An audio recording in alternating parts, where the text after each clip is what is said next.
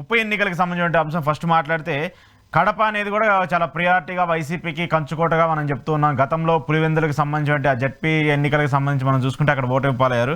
ఇది కూడా ఓడిపోతారంటే కూడా ఒక చర్చ జరిగినటువంటి నేపథ్యంలో తిరిగి కైవసం చేసుకుంటూ ఉన్నారు. 2-3 కార్పొరేషన్లు కూడా మళ్ళీ వైసీపీ అధికారంలో వస్తుంది. ఏం చెప్తారు ముందుగా? ఒకటి అశోక్ గారు, బేసిక్ గా కడప మేయర్ కి సంబంధించినంత వరకు ఇంతకుముందు సురేష్ గారు ఉన్నారు. టెక్నికల్ గా తప్పులు జరిగాయని వారిని ఆ పదవి నుంచి అధికారికంగా తొలగించారు. అది కొంతకాలం నడిచింది. అన్నిటికన్నా మించి కడప మేయర్ దాంట్లో అవుట్ ఆఫ్ 50 అనుకుంటాను 49 వాళ్ళు వైసీపీ వాళ్ళు, ఒకటి తెలుగుదేశం పార్టీ ఉంది. కాబట్టి అక్కడ అసలు పోటీ చేయడం, ఆలోచించడం, చర్చ చేయడమే తెలుగుదేశం పార్టీ చేసిన తప్పు. ఎందుకంటే 49 ఏంటి గెలిచేది? గెలవాల్సిన అవసరం కూడా ఏమి లేదు. కానీ సురేష్ బాబు గారితో అక్కడున్న స్థానిక ఎమ్మెల్యే ఘర్షణ, రాజకీయంగా ఘర్షణ పెట్టుకోవడం, ఎత్తులు పై ఎత్తులు, గొడవలు అన్నిటి కారణంగా వారిని తొలగించడంతో ఒక ఇంప్రెషన్ ఏం కలిగిందంటే కడప మేయర్ని కూడా కొట్టేపోతారు.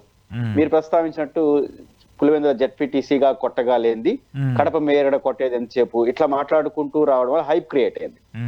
లేదా